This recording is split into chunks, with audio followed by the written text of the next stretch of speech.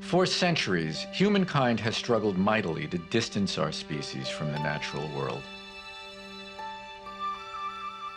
Herewith, by the keen light of Todd Gustafson's eyes, the natural world. Long ago, before the tongue had any word for beauty, we felt our response. Images can evoke our feeling before we can come up with the words.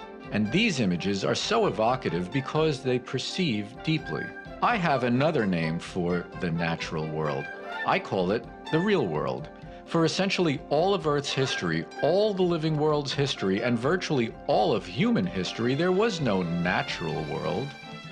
The world was natural. It was not a category. It was simply what was. These images reflect and celebrate the living world. But they imply a kind of heartbreak for a living world so vitally unaware of how imperiled it is.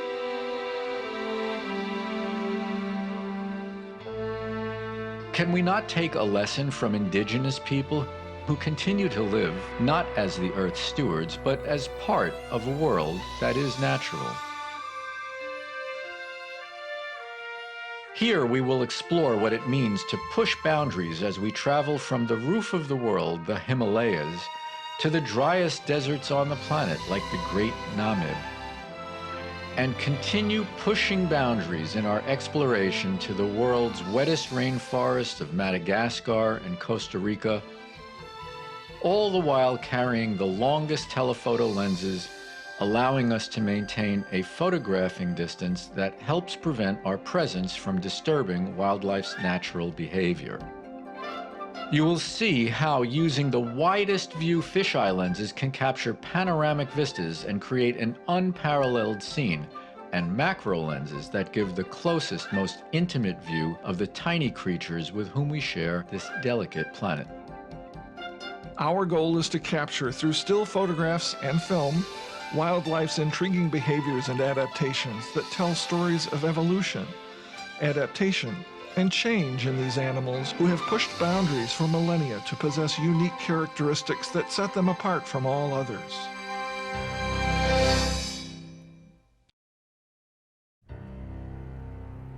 Ancient civilizations worshipped gods in the form of birds. Egyptians venerated the strength of Horus and the owl of Athena for wisdom. The son of Ra came in the form of a duck, while numbers and magic were the domain of Thoth. Ancient Greeks told the story of Daedalus and Icarus, using the powers of flight as a metaphor for challenging humanity's limitations. Nike was the goddess of speed, of strength and victory, while Mercury is regarded as the inventor of all of the arts. Today we need to continue to see birds as an integral part of our world.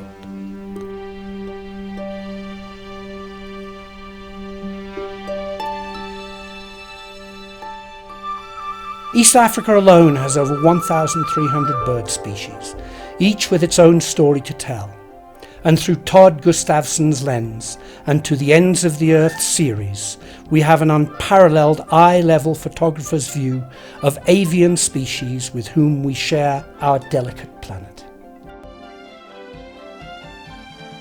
We have so much in common and share so many life's imperatives with birds. We all compete for mates and food. We raise families and provide for them.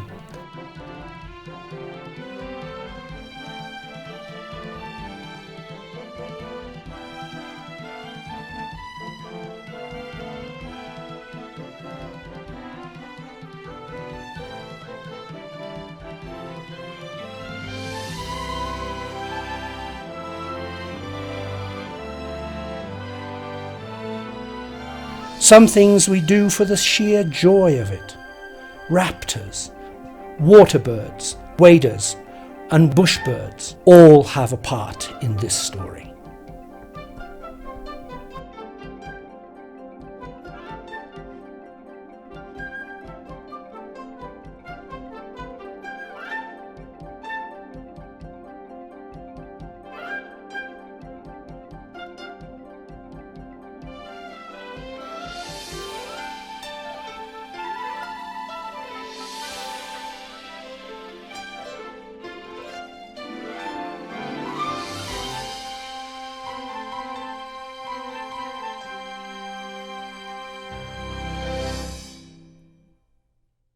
I'm so happy to be here with you guys in a COVID world. The technology that we have is amazing, despite muting and all that nonsense. I'm just really happy to be with your club in particular. I've heard so many good things about it from several different people. And I looked on your website, and it's amazing. It's an amazing club of talented, and just seemingly everybody's in it to win it for everybody else, which is what I really like. I'm not big on competition, and mine's better than yours. I just like when everybody succeeds, and I see that here. So happy to be with you guys. I'm going to give you a little bit of a history of how I did it, to paraphrase Mel Brooks as young Frankenstein. Here we go with, all right, let's go, let's see. I have to click this, and this will tell you a little bit about me. I grew up in Tanzania. My dad was the headmaster and builder of Magamba Secondary School in the Usambara Mountains. So this was 1960, 62, I would say, was when this whole thing started. This was Magamba Village, and this was the view from my front yard. I'm the short one with the kind of lederhosen outfit.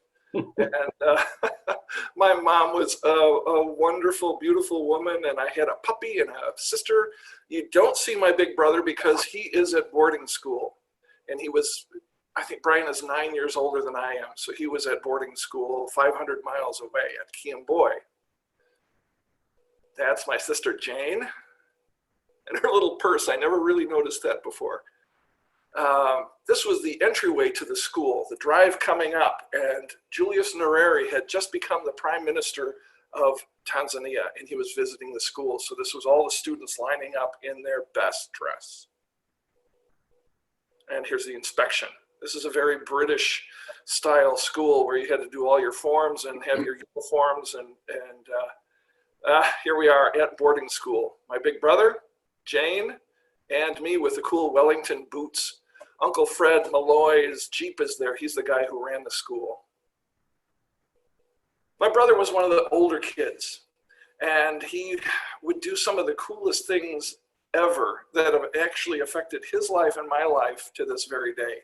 That is a Hadzabe Bushman tribe village, and Brian lived with them for 6 months and created the first click language dictionary of the Hadza.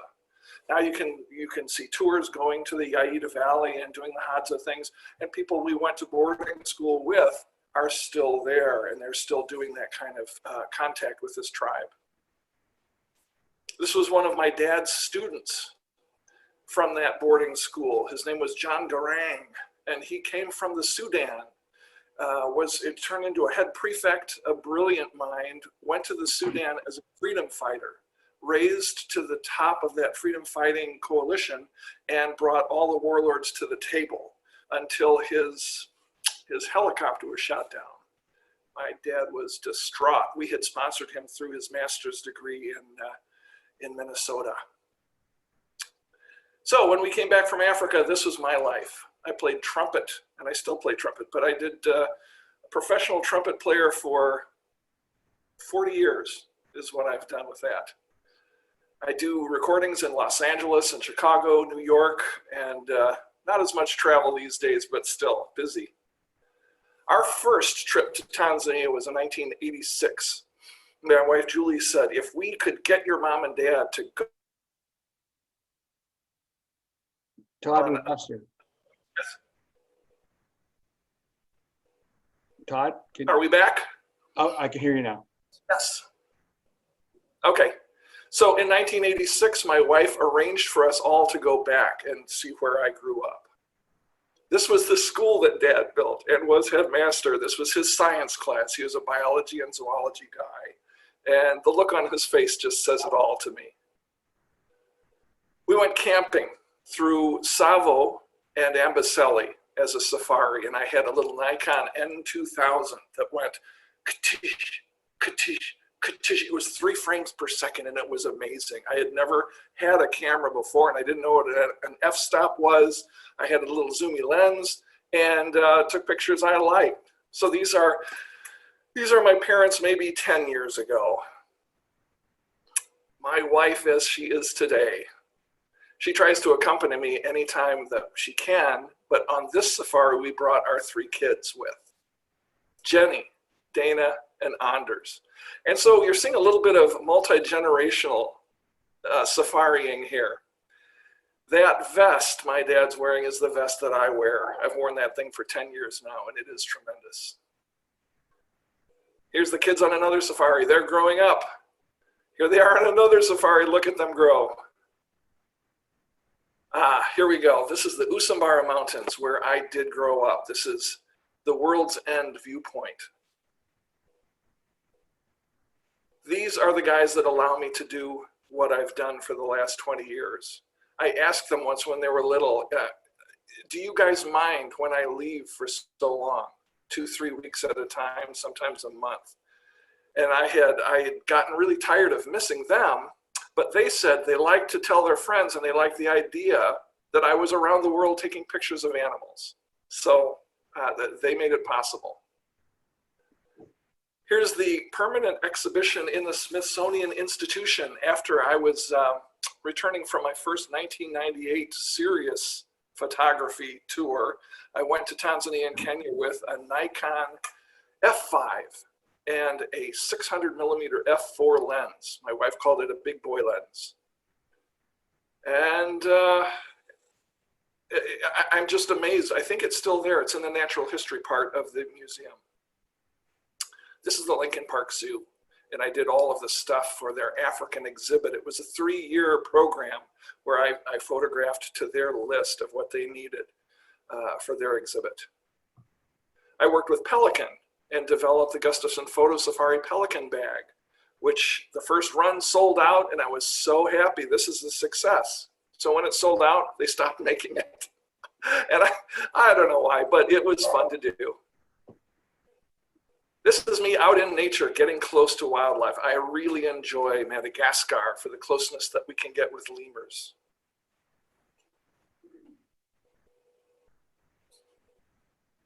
And in Africa, we get close to wildlife as well. The guy who invented LinkedIn, Jean-Luc Villant, was on safari with me, and this is his daughter and my driver, Salvatore.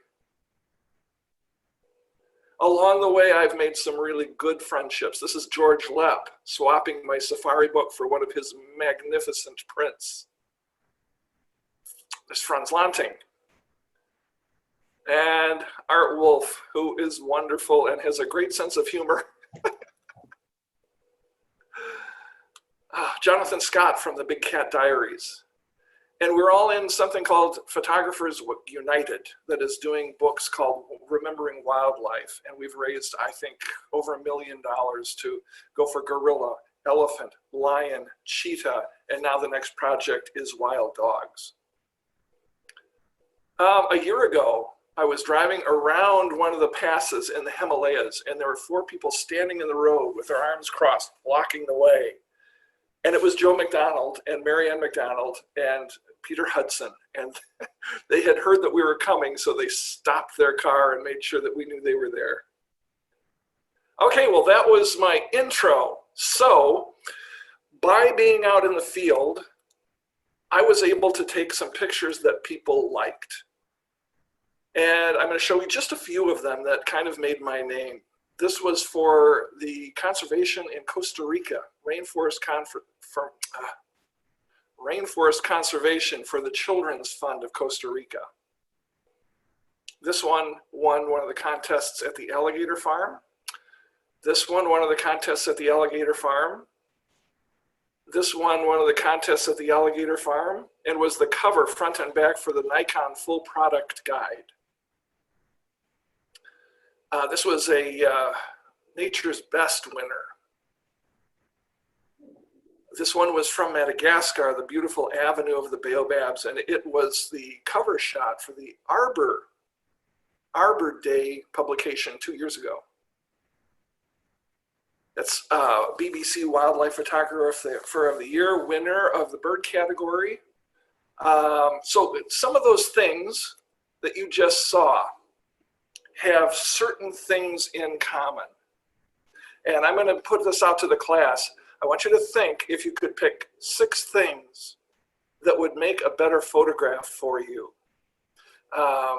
Just think for a second. 6 things that take to make a great photograph. You'll all have your list. I'm sure composition is always one of the first ones that I hear, but that's less important to me because, you know, it's sort of, there's your subject, compose it well. But I want you to have a dramatic subject. I want it in a great situation.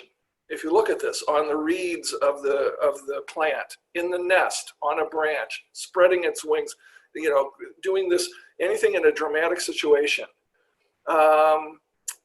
Beautiful light. And beautiful light could be first light of dawn. It could be a clouded day. It could be any number that you think it's even lighted or you like that light. And I want that subject to be doing something dramatic that calls your attention to it, that is intrinsic to that species. Spreading those tail feathers out, growling at mother, preening, the angelic look of this young chick, the frog, and anything that is a dramatic behavior for that species. Then you use professional gear and you execute flawlessly. So when you're looking at your pictures and you're thinking, wow, I don't like my pictures that much, find which one of those 6 things are missing. Is it a little blurry? Is the position wrong? Did you almost capture the moment? This is my dopey bumper sticker fix for that. If there's things you don't like in your pictures and you consistently see them, stop doing that. It seems simple, but if, boy, I don't like the way the light falls, make sure that you're in the best position to capture the light on that subject next time you shoot. If continually you see your pictures, that's sharp, the bird's great, it's super, but it's kind of turned away 2 degrees. Don't do that anymore. Wait for it to look at you a little bit or have that little bit of a regard toward you. When you see things that you really like, and I'm going to bring you into you've been invited to somebody's Christmas dinner or whatever, and they're going to say, oh my gosh, here's our pictures from Cancun. Is that your worst nightmare ever? And they start paging through page after page after page. This was when we did this. This was when we did this. And then 1 out of 100, they'll say, oh, this was a good one. So when you see that good one, what is it that makes it good? Do more of that. Make sense? Let's see. There's a couple other little things that I do when I'm shooting. Here's a trick that I learned in, I think, 5th grade when my mom sent me to art class. And we were going to learn how to draw. You stopped again, Todd. Hey, tell me when I'm back. You're back. Okay. Mrs. Nelbaum said, I want you to put these things out there. She had a bunch of toys, so we put them out there, and then I want you to draw them. But before you draw, squint at them. And when you squint at things, and I squint at every scene I photograph, you'll see where the lights and the darks are in your scene. And you'll know if it's a good picture or not. Just squint at your computer screen right now. You'll see the rest of your room fade away and the computer screen will dominate. And that will tell you whether you have an evenly lighted scene or not. It's simple to do and it really works. Another one that when I was doing, I did film photography for X number of years and then digital came out and I told Julie, this is going to be great. This is going to be so good. First of all, once I buy this card, I will never have to buy film and I'll never have to buy another camera because this will be great. And I said, you can take those pictures and you can take a branch away, or you can put an extra bird on that branch, or you can change where the clouds are. It's so cool. And she looked at me and she said, can't you just take a better picture? And I thought, that's an idea. So that's what I really try to do. I try to take a better picture when I'm in the field. And then it's very minimal what I have to do in Photoshop. Usually, if I'm taking 2,000 pictures in a morning and I edit it, I'll have 200 left from that 2,000 on an average. And then if I pick 10 out of those 200 to work with, each one should take probably 10 to 15 seconds before it goes into the save bin. And those are the good ones. The other ones I don't care too much. And I went through, I think, 5 or 6 years where I was shooting for Nikon, and I did presentations similar to this, but it was live, and we had people in the room, and we had our equipment, and I talked about f-stops, and I talked about millimeters, and I talked about ISOs, and it was really cool and geeky. And then at the end, Julie said to me again, she's just has this wisdom about her. She says, doesn't it really come down to where are you going to point the camera, and when are you going to push the button? All things being equal, I think that's a really good strategy. Think about it, where you're going to point it, when you're going to take the picture. Jerry, break in anytime if you have questions from anybody. And So far, no questions. So okay. Everybody's enthralled, I'm sure. All right. Well, here is, after having a certain amount of success and getting some recognition and running tours around the world, I think there's a list of maybe a dozen countries where I operate tours, and I'm going probably in a non-COVID year, 6 months out of the year, from Tanzania in birthing and river crossing season to Patagonia, to India, Costa Rica, Brazil. I don't know, it's a big list, and we're starting to add to it with post-COVID thoughts. But we have all these pictures. They're on the wall, and it's really pretty. And Julie asked me if she thought maybe we could do something with them that might be of benefit to the wildlife itself, instead of simply having pretty pictures. I'd made some magazine things, and we had done this stuff at the Smithsonian, but her idea was to make a portfolio and sell a couple and get that money and put it into the fund for, I don't know, Save the Wildlife, whatever your favorite charity is going to be. So we decided we'd do that. Then it became the idea should be a book. And then not a book, but let's make the best and most beautiful book that we can. So we did, and we founded a company called To the Ends of the Earth, LLC. And we decided we'd make 3 books: East Africa, Birds of East Africa, and The Natural World. And they are spectacular. They are absolutely spectacular. Here's a look at our living room.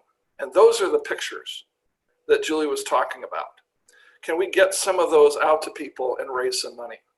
And here's the resulting books. They're handmade, they're hand-bound. I print everything in a print shop that I built in the basement. They're stitched leather with gold embossed cartouches, and they're 20 inches by 20 inches.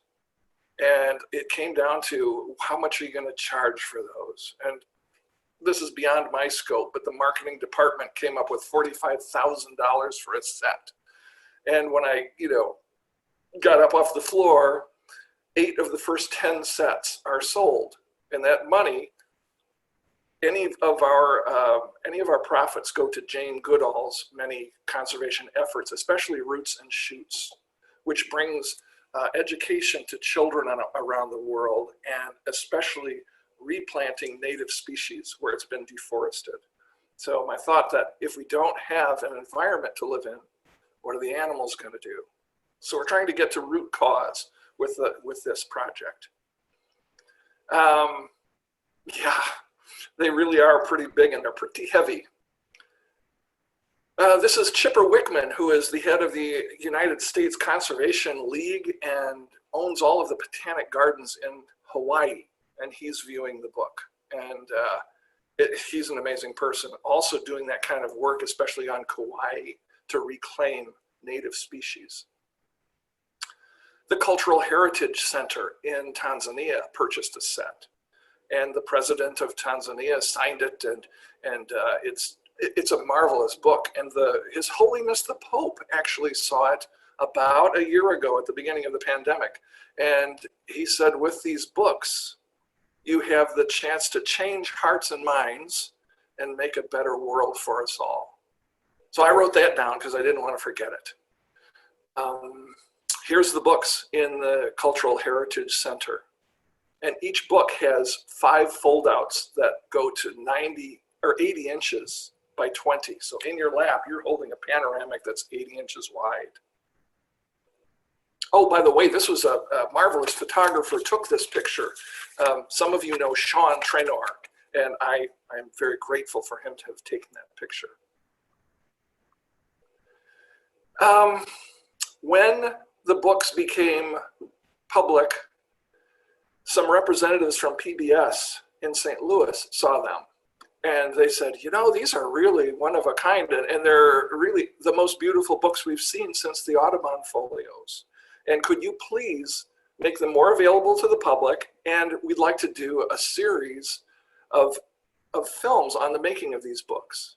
And I thought, well, that'll be kind of short. You print them and you bind them, and here you've made the books.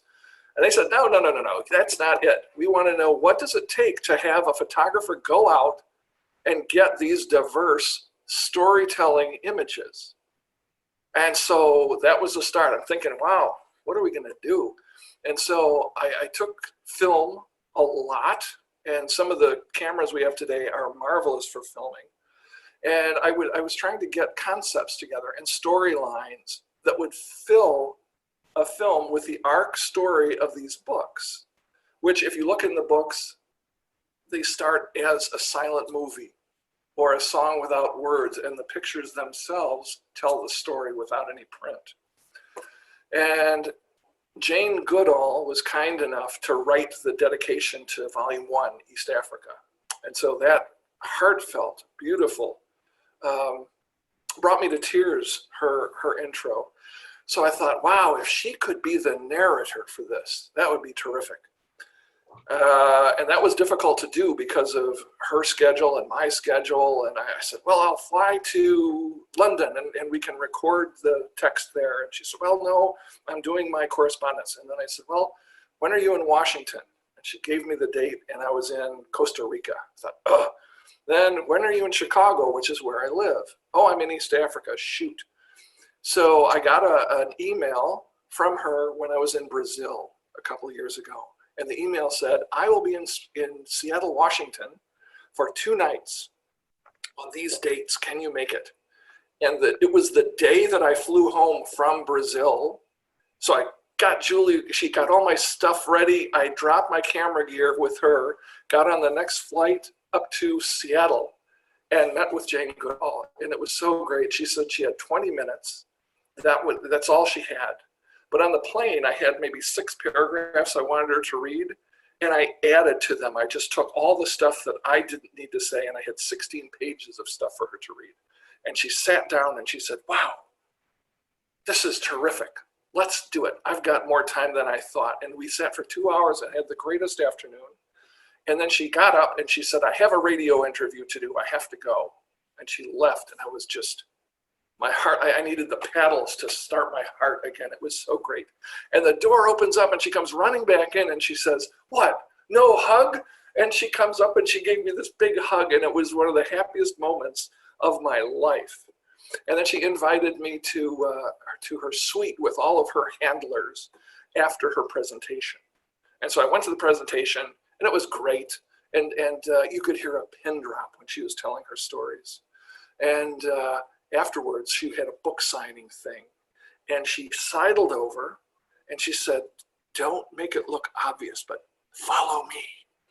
And I said, what?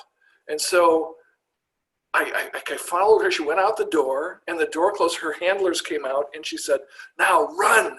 And we're running down the hallway, and I look back, and all the people from this thing are following her.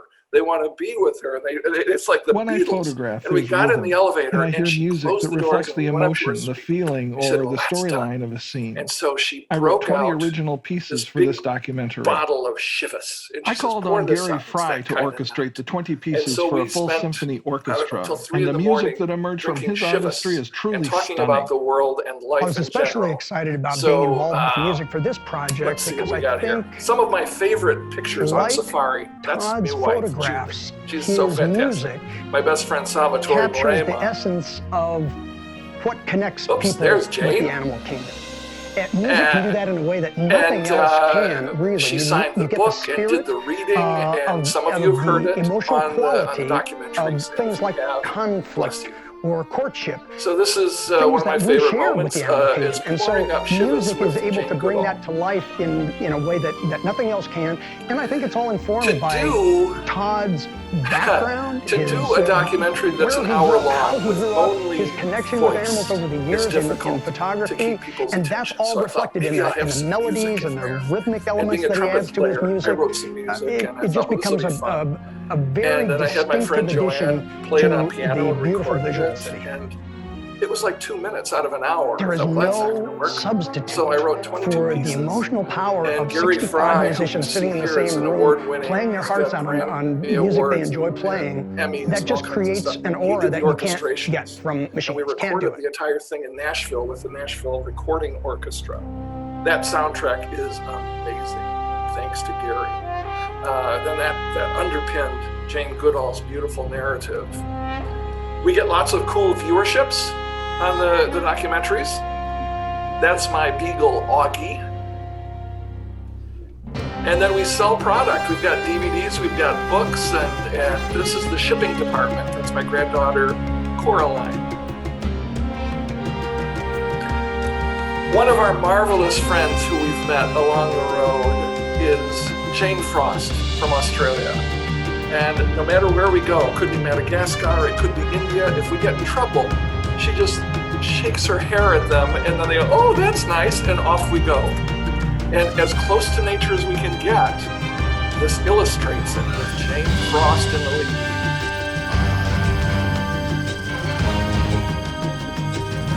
She really enjoyed that picture. I had to make a print for her, but it's her earrings and her colors on that guy. All right, so it brings me to a thought. What are we doing when we're taking pictures? As a camera club, you guys take a lot of pictures. I take a lot of pictures. People around the world take a lot of pictures. Have you ever thought why you do that? Why do we do it? My brother is a historian, and he's a cultural anthropologist. And we had this discussion around a campfire once with Dr. Estes, who wrote the Animal Behavior books. And Ryan said, think of what you're doing. You're telling a story, and you're sharing the news from nature. You are telling people what you saw. And if you think around a campfire 3,000 years ago, those people were doing the same thing. They were telling about the hunt. They were telling about the harvest. They were telling about their families. And then they started leaving those news articles on rocks and stone and carving them in stone. And then people learned writing and the printing press. And here we are with stills, and here we are with video, trying to tell our stories. So I would love it if you would keep that concept in mind when you're photographing. Find a story and be able to share that story with people. Not simply clicking a quick picture. I do see that I missed a couple shots I wanted you to see. This goes into the multi-generational thing. This is my son. He now travels with me often, and this was one of our flights over Lake Natron, where there are millions of flamingos. And he did aerial photography for that, aerial filming, and then he used his drone with the flamingos. And that's a part of the birds episode, that if you've seen it, you've seen his work. And there he is with his drones at World's End, which you saw earlier. So super, super proud of that young man. How about I play you a short video, and this goes just back a little bit, and this talks about the music for these documentaries, and it puts it into perspective.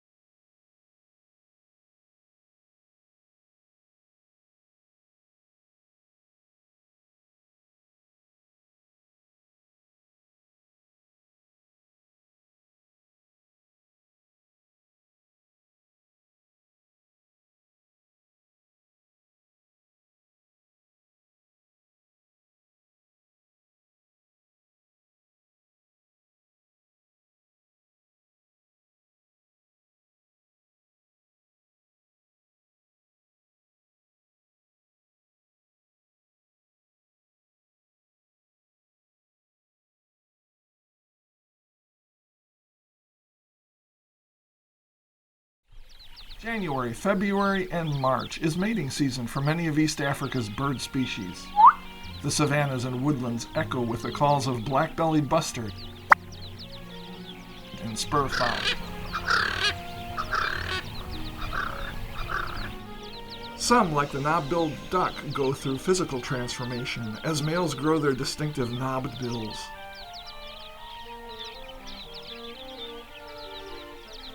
Some of the most dramatic changes Isn't that occur in the amazing? widowbird and wida families, including strawtail, My son paradise, put that film together. He came and down to Nashville with me, pintail and he did that They grow time lapse spectacular at the tail beginning, and then plumage all and the show different off to attract angles of the females. film. Terrific. Any questions yet? Here, the male Not in the red-cowled chat, but I do widowbird have one. And calls from a prominent do you feel like perch. that He flies from perch to artistic, perch, displaying his feathers in flight. component of your music has any influence on your photography? I said at the beginning, and it is from the absolutely perch. true. I do hear music when I'm photographing, and that music it's informed by the rhythm of the scene that's in front of me, and it helps me to anticipate and be ready for that rhythm to make the shots. And I've got to tell you, I just Females was in respond by Tanzania posing and 2 preening weeks on ago, nearby and I branches. did my first COVID trip to Tanzania, and we had some wonderful people. We had 2 epidemiologists and a doctor, and so we did it as safely as was physically possible. We've all passed our COVID tests coming home. We just finished quarantine, but it was a real process. But while I was on that safari, I Male realized fan-tailed while I widow was birds filming have some lovely tails and widow develop white and birds maroon and shoulder some patches. pin-tailed widas, that there's a rhythm that they are doing when they're flying, and I am photographing to that rhythm. So it's exactly what you thought when you asked the question. Thank you. Yeah, and this is actually goes back to, we alluded to the band Chicago when we did our little talk yesterday. Perhaps the most energetic is the today. pintail wida. They also display from a prominent I was sitting perch. here during the COVID first 4 months doing nothing. They And make I sure got every a feather is call in good from shape to attract the most Lee, desirable who's the female. trumpet player in Chicago. And he asked how the documentary was coming, When and they're I said, ready, well, it's they not coming at launch all. into I'm the not doing anything. spectacular flight display He of said, "Get on bobbing it." and weaving in front of the And female. Chicago was doing productions in virtual just like this. They're doing Zoom performances of some new music and some of their greatest hits. But they're in these little chambers on your These screen. species playing and that behaviors music. give I me said, great "Get on it. We're doing satisfaction it. and You can do it." frustration, So that's when I depending on how started the well I third one, handle The the Natural photographic World, and I challenges. produced that one in about 3 months. So the first one took 2 years. The second one was maybe a little more than a year. This one was 3 months. So I must be getting better at it. We do have one question in the chat, and that is, what equipment do you use now, and why did you choose that equipment to shoot? Okay, I started shooting Nikon with that N2000 and went through the whole thing with the D100, the D2X, the 1DX, all the way up to the D4.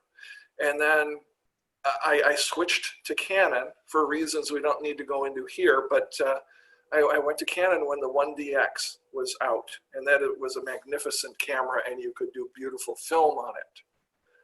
The Mark II was better. And I did most of the filming for the second 2 documentaries on the Canon Mark II. The Canon Mark III, the Canon Mark III came out at the very beginning of COVID, and I got one. And here's the joke. I told my good friend Karen Hunt, I said, I've got this camera, and by the time I photograph it on safari, it will be obsolete. So 2 weeks before the safari, this Tanzania safari, the R5 came out. And I got the R5, and the Mark III was obsolete without me having shot a single picture on it. So that was my backup camera. The R5, you have guys in your club that shoot that camera and get unbelievable, beautiful, marvelous results. Some of the best pictures I've ever seen in my life. I don't want to name names, Moody, but some amazing stuff that I've seen from your R5 photography. And I saw the same results in Tanzania. Well, you know what? I'm going to go to another quick bird video. This was shot 2 weeks ago, and it is 2 minutes long, And this is all R5 photography. This will give you an idea what that camera can do.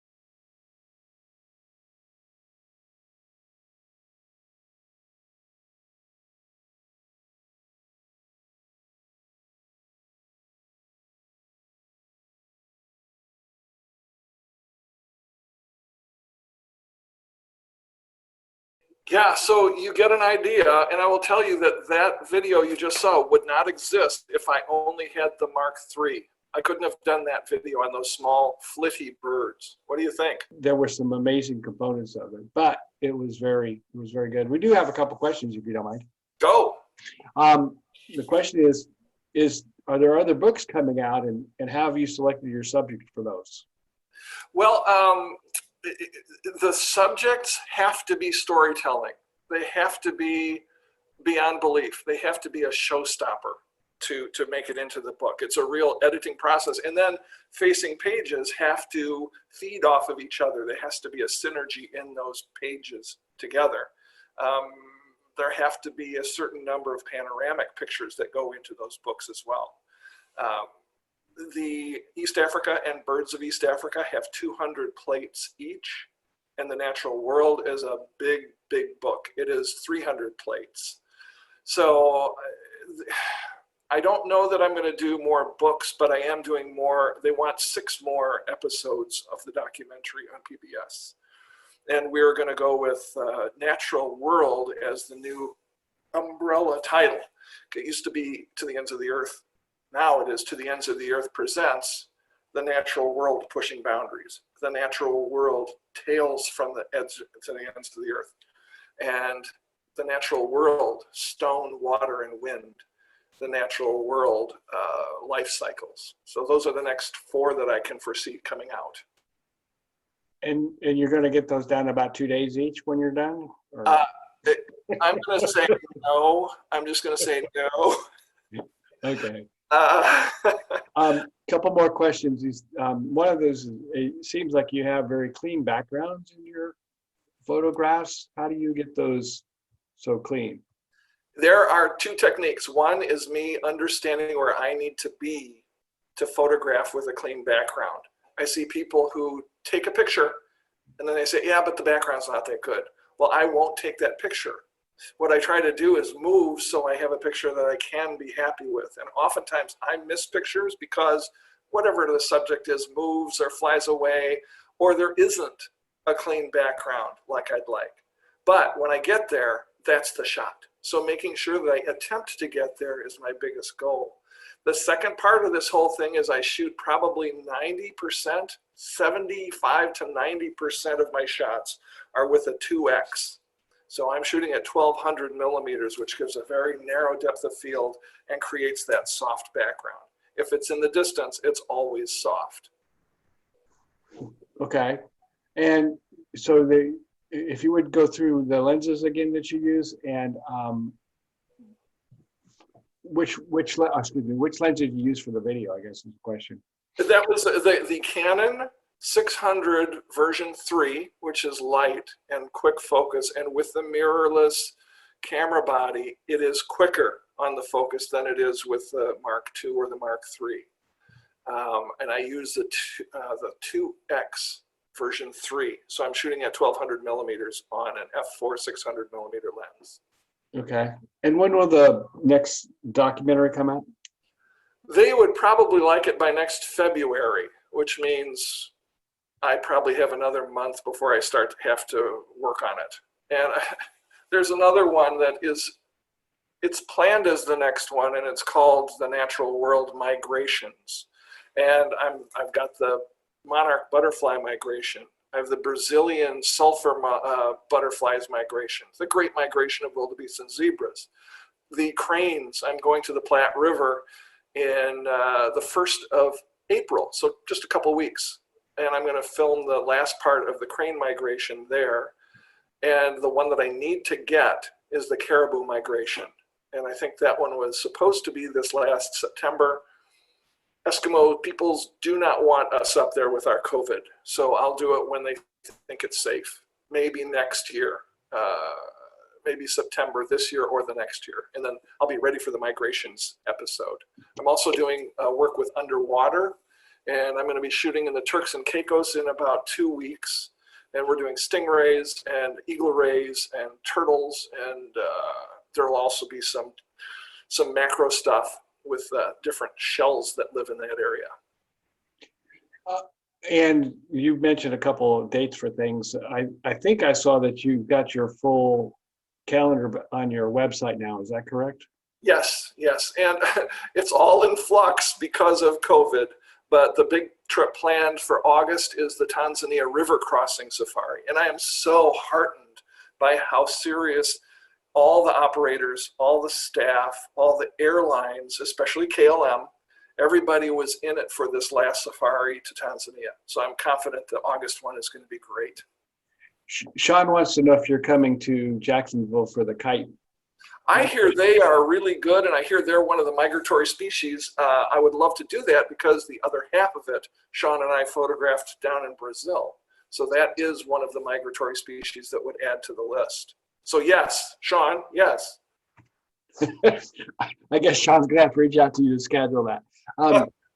And the last question out of the chat before we resume with where you're going was focusing with the 2X. Does it seem to slow things down, or is it pretty quick still? All right, I am going to show you. I'll just zip right to one picture that illustrates exactly that. There's a fight with. Oh, you know what? Yeah, let's just go here.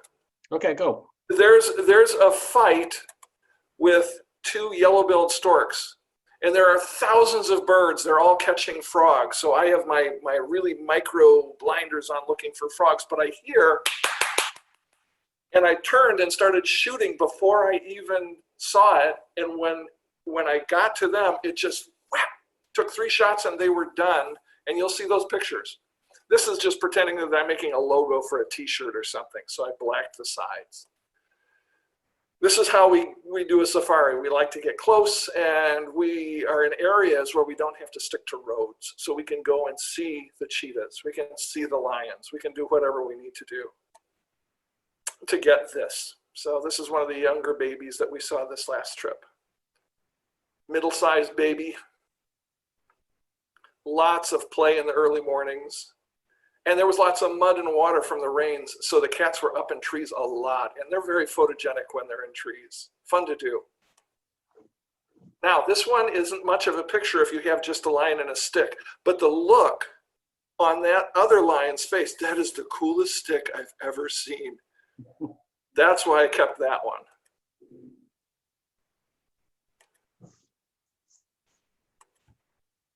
And I love lions at play. He's so cute. So when, we talked about those moments, and we talked about the angle of light, we talked about executing flawlessly. You can see this background is very blurry. It's not ideal. If it were ideal, I'd have been laying on the ground, but there's lions around, so I'm in a vehicle. All those rules apply here. Here, the kill of this lioness was so red that I didn't feel I wanted to show it to anyone. So I took all the color except the eyes.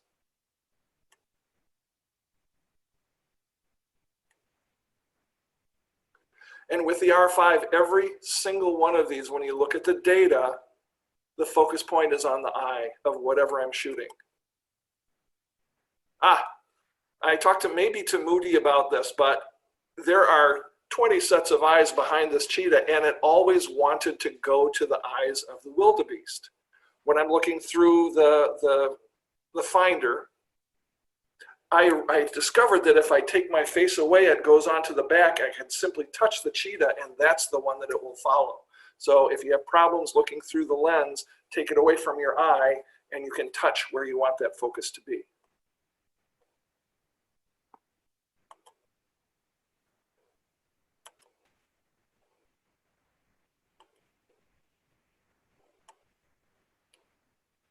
So it's always about relationships, direction of light, peak of action. And notice that I'm not afraid to make this into a panoramic. These are panoramic layouts. So I take the top and bottom out. Here's a storytelling image. These 2 cubs are watching the mother on the hunt. And it's all synthesized in one picture.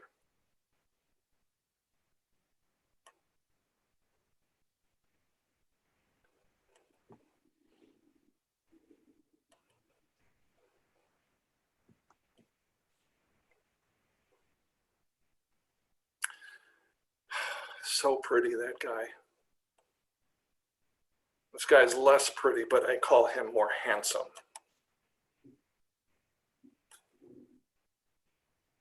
This gives an idea of what the new cameras can do. The sun is not up. It's pre-dawn. All I can see is black. I see a black shadow and a silhouette of a leopard in that tree. And I'm shooting at 12,800 ISO or something ridiculous. And I'm plus 3 stops. And that's the picture. I took 4 or 5 in a panoramic view and then put them together in a stitched panoramic. And you do not see noise in the picture. Did you do any different leopard on a rock? Did you do any? And here's something called a serval cat. Area where our camp is. Quick question. Go ahead. Did you do any post on that to reduce the noise, or is that just the way it came out of the camera? I don't remember doing post noise reduction on this. I think because I hit the exposure with +3, which is nice. You can see what you've shot on this camera. So that's as it is out of the camera, and the noise wasn't bad. Good. Yes, in our area there were lion, leopard, cheetah, but also this serval cat. And then this is an African wildcat. Again, it's 12,800 ISO. It's night. We're leaving the camp, and in the headlights, here's this cat. And it focused so quickly We had one shot and it was gone. All of these are fleeting moments. So I don't camp out somewhere and wait for the shot. It's just you take the shot and move on. Beautiful brown snake eagle. Eurasian bee eater. I think we saw 150 species of birds just in a 2-week trip. Spur-winged goose at dawn. Now this is a composite, as these crowned cranes they're circling and just doing sort of a mating thing in the sky. It's a white sky. So my histogram, I don't care. I actually put it in minus so that I'd get black birds, and then I put 5 or 6 pictures together to create this pattern.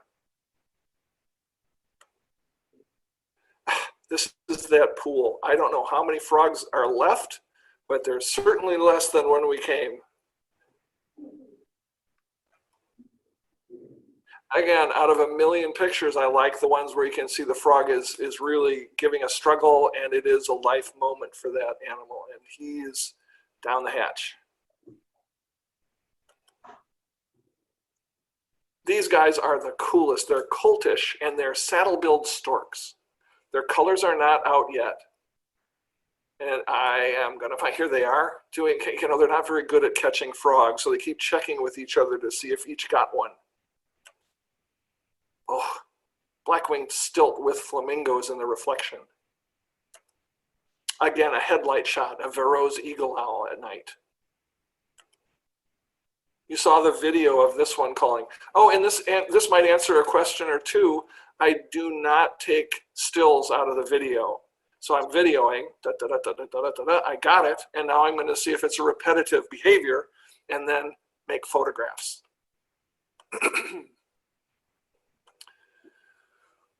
Again, R5, this was very easy to do.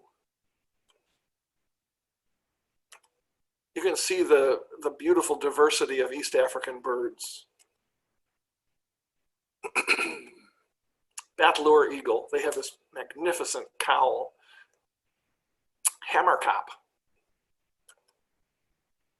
There's the battleor.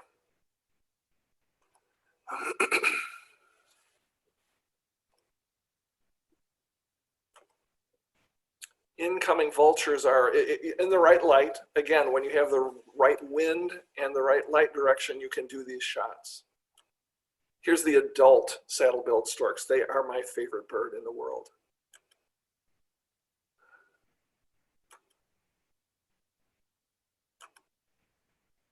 All right, you guys all know how hard it is on herons to stay focused on the eye. And especially with this snake swinging around, every shot was in focus because of the R5's eye detection. Incoming birds coming straight at you, not a problem. When I look at this detail, the eye has the X on it for the focus point.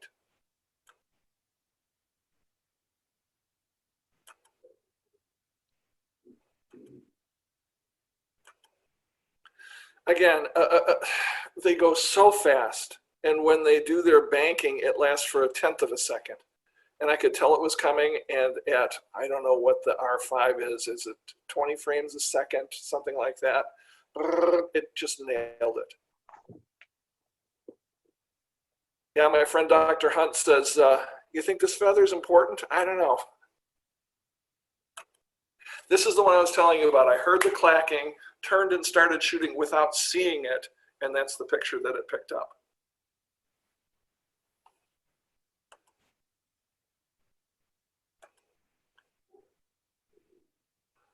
Lots of different safari concepts here. This is one of the valley sides. You have zebras on the bottom, giraffes in the trees, and beautiful acacias. And I love being somewhere where there's a full moon. One of the best places is Namibia for full moons. You can do quiver trees, or you can do animals, you can do rock formations. That's a beautiful shot there with a candelabra tree. In our area where our camp is, we call this Sunset Ridge. Every night, animals come from the lake up over the ridge out onto the plains for their night. And every night, It's this, or this, or this. That might be my favorite simply because of the sun. Or this one.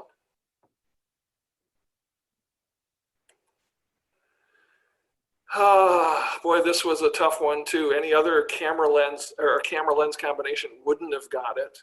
You can see a little bit of noise because it was so dark, but this is the R5 again, making a beautiful shot.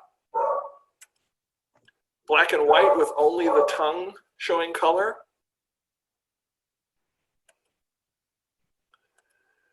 Oh, so many baby animals in the spring too. So when we do Tales from the Ends of the Earth, here's a story, and it's an okay picture. The water's beautiful, and there are two elephants, and they look like they're fighting or jousting or whatever.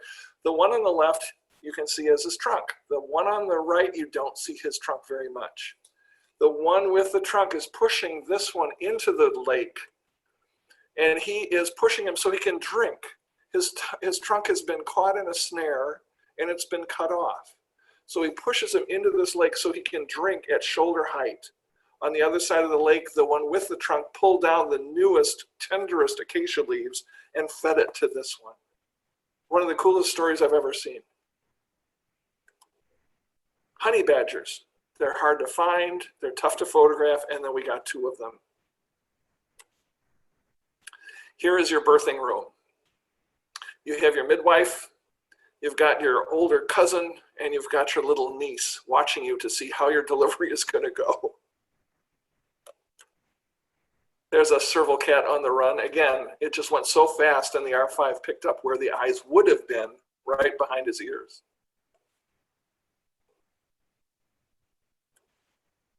Now this is the extreme to what I do with the big lens. I carry a fisheye with me that's 8 millimeters. And there are times when it's just the right lens, absolutely just right. Here's his tail in one photograph. There's a family, a male and female, their calf is there, and here's an interloper that wants to take over the female.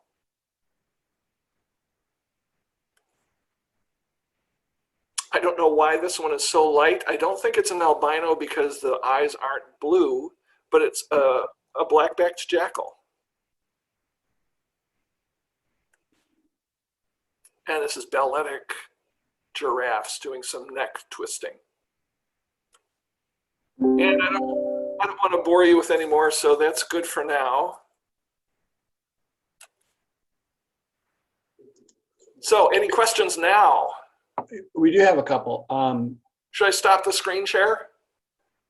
And then Are you ready to take questions on general?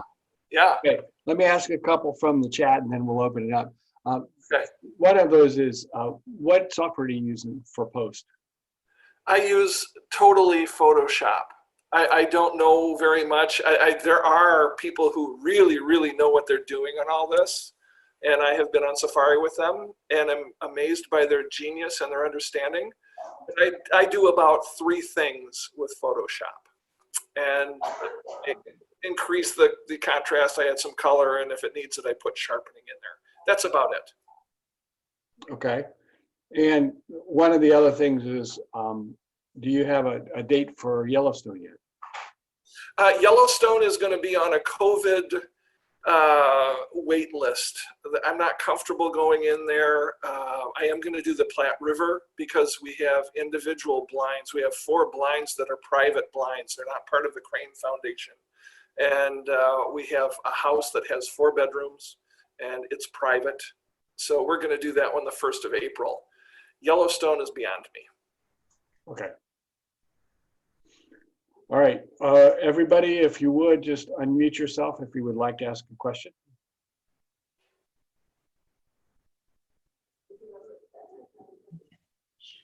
I'll start while we wait. When you go out, how many people typically do you take in the safari? This last trip we had 4, and the most I've done is 16. And we never have people, we never have more than 3 people per vehicle. That gives everybody enough space for their stuff and access to all the windows and their personal roof hatch. And we have the most marvelous team of drivers. We have 6 guys who are the A team.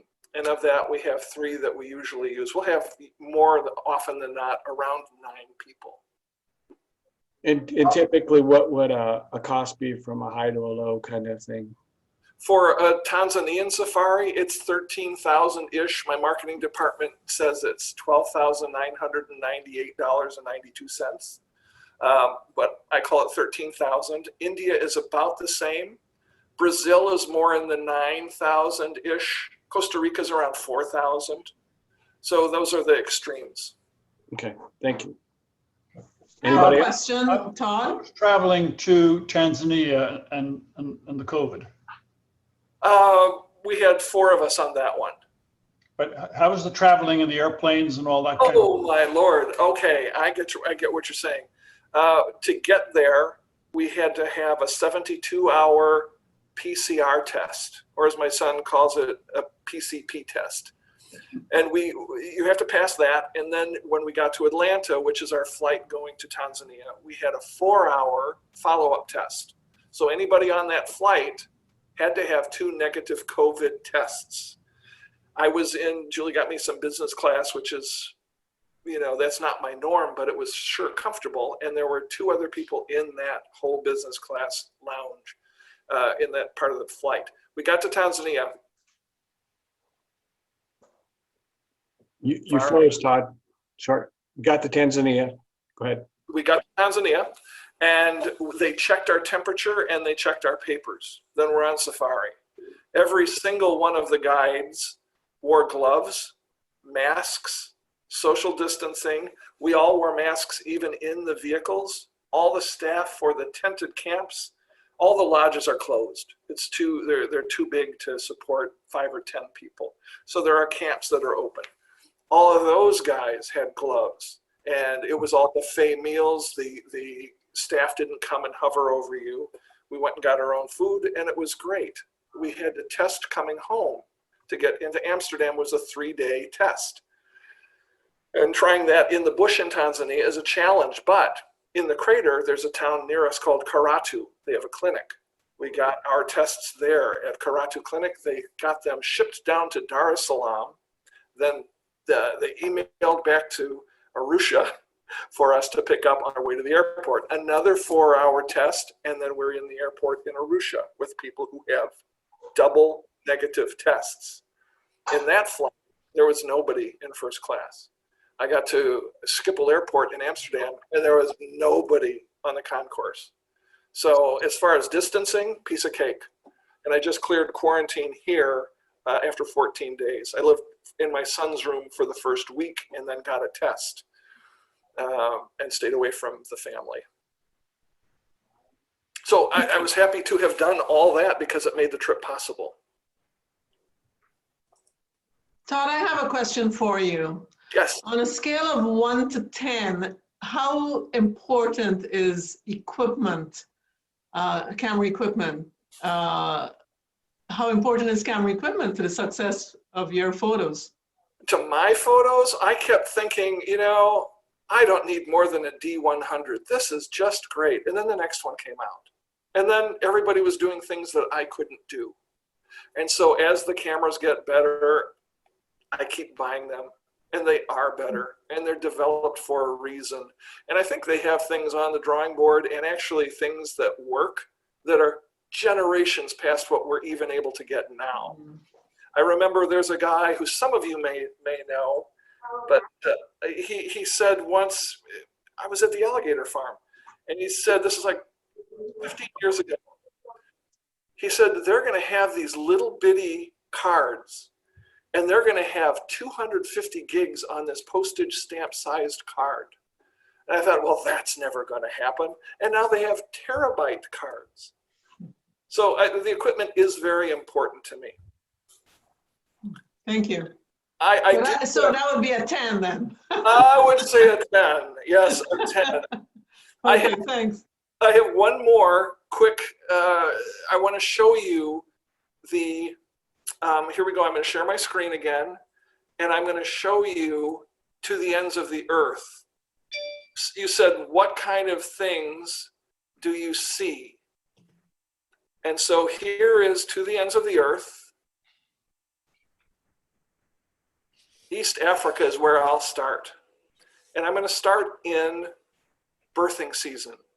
This was the scene 2 weeks ago on the Serengeti. And it was the Kusini Plains. And I've never seen so many, absolutely from horizon to horizon, wildebeest in my life. Zebras mixed in there because they're migrating with them. Here's babies. Oh my goodness, they're babies. So this is all storytelling stuff that goes with To the Ends of the Earth. Look at this beautiful moment of birth. And she's nuzzling. She needs this calf to stand. So she puts it on her nose and helps it up. And there's the same thing with the zebra. One of the super moms of the Serengeti, there are 6 cubs here. That's amazing. And this cat, her name was Eleanor, raised all of them to become full adults. Out of that, 4 were females, and each of them had litters that were between 4 and 5 raised to adult. So they became the super moms of the Serengeti. This is one of her great grandchildren with 2 cubs from last week, 2 weeks ago.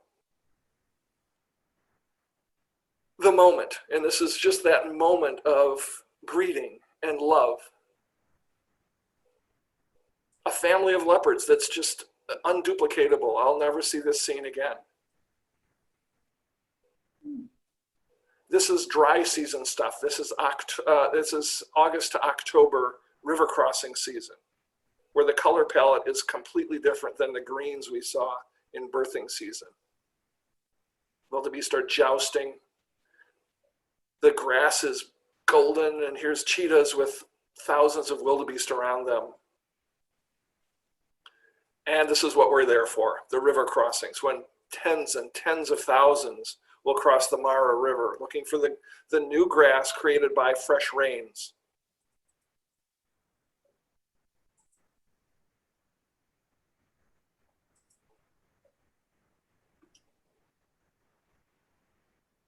Lots of different vantage points and different stories to tell in one situation. The natural world. Here we go around the world, and every place that we do here is on our schedule. Brazil, we go mainly for jaguars, but you'll see the places that I go have a hierarchy. If it's jaguars, it's supported by giant otters, and it's supported by macaws and birds and otter, all kinds of things. Here's the main event, jaguars. Giant otter babies. Kingfishers, there's 7 different kingfishers that we photographed down there. And the relationship here is with the tail wrapped around the mother. This is one of the coolest birds. It's called the great patoo, and they blend. They love the tree that blends with their colors.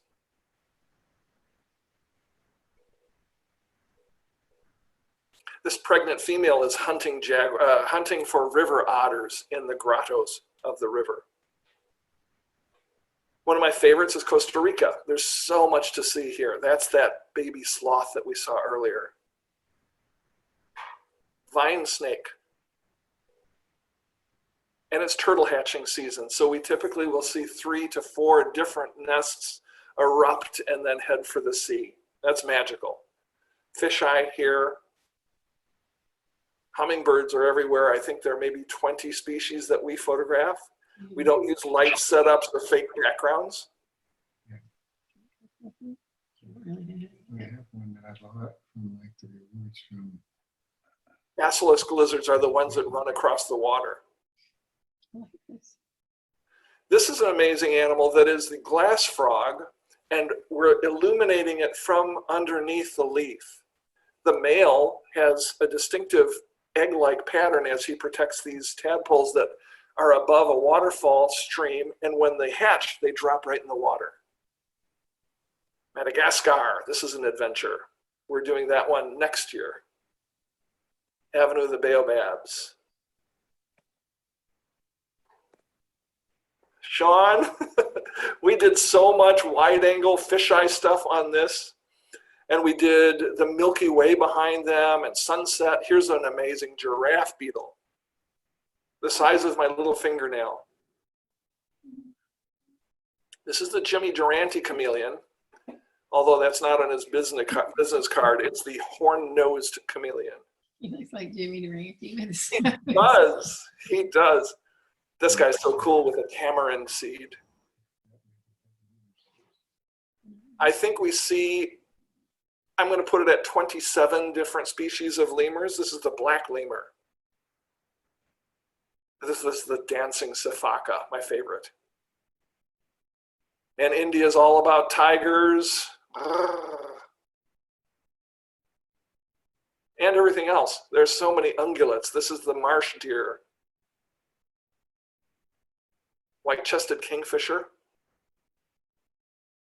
Tiger.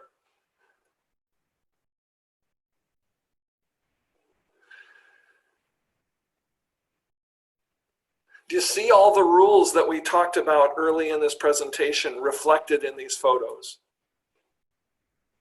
This is the one I was telling you about. This is one of my favorite places to be, is Namibia. The diversity, the absolute marvelous textures of that country. This is the Etosha Pan. There is nothing for as far as you can see. The desert dunes, you can do a million photographic things with those textures. Sandstorm behind this beautiful dead tree. Barn owls, easy peasy. And then on the salt flats of the Atlantic coast, there are tons of birds. Flamingos are excellent here. And the Cape Cross sea lion, no, I'm sorry, it's the fur seal colony. 180,000 here, and that's few because half of them are out to sea. The big game areas of Etosha are on par with East Africa, but the shooting strategies are different because everything is located around a water hole. The air is dusty there because of the desert. Hence this beautiful sunset with the Gemsbach in the foreground. Southern giraffe are different than any you will find in East Africa. They're a little bit bigger and creamy colored. Lots of elephants. And Rwanda's gorilla trekking. This is the Volcanoes National Park, one of the 7 mountains in there. When we started doing this 10 years ago, there were 704 mountain gorillas. At this point, now I don't know what's happened with COVID, but there are 900 some gorillas. The worry is that without tourism, there's poaching. And I need to find out what's going on there because I don't think it's going to be good. We need tourism to keep poachers at bay.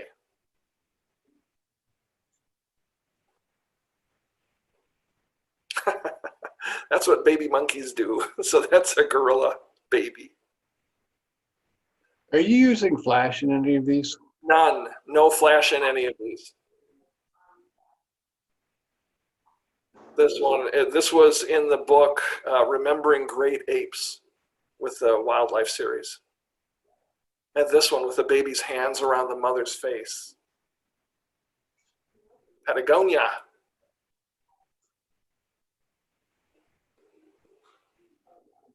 Those are guanaco, and they are in a mating fight. Imperial shag. Sea lions. Ha! That's the only leopard seal I've ever seen in my life, and it's one of my favorite pictures. His whole pose and the way the ice flow behind him looks like the sky.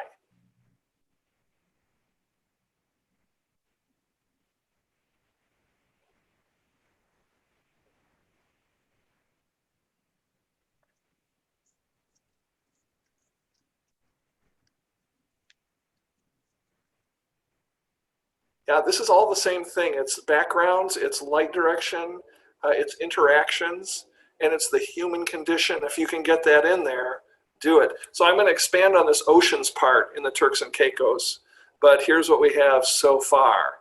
the giant stingrays from Cayman. Beautiful pencil urchin from the Hawaiian Islands. Are you just using an underwater housing of some sort here? These are mostly taken with a Nikonis 4 underwater camera and a flash unit. Okay. CNC. Right now I'm doing things with a GoPro. It's so simple. And the image quality is amazing. The video capabilities. I can't wait to try it out. I tried it in Hawaii. The water was a little bit murky there. So I'm looking at Turks and Caicos as the next clear water. This is from the Cook Islands, which is a beautiful place for anybody who likes tropical paradise.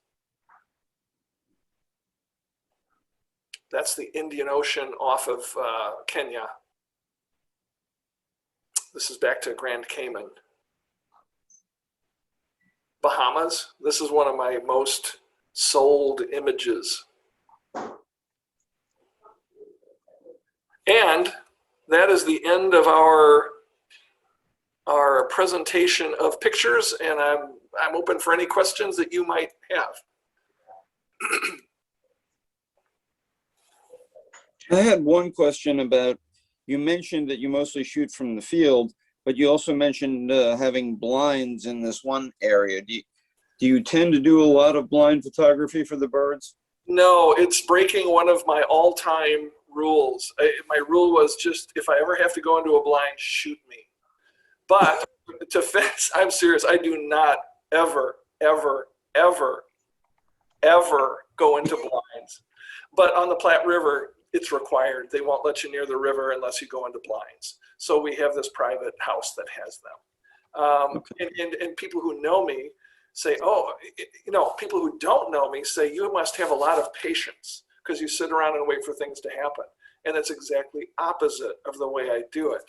I go until I sense that there's going to be action and then shoot. And if it doesn't happen there, it's going to be happening somewhere else. Someone's being born, someone's mating, someone's fighting, someone's eating something. If it's not happening where you are, go somewhere else. Thank you. Oh, I don't use blinds, by the way.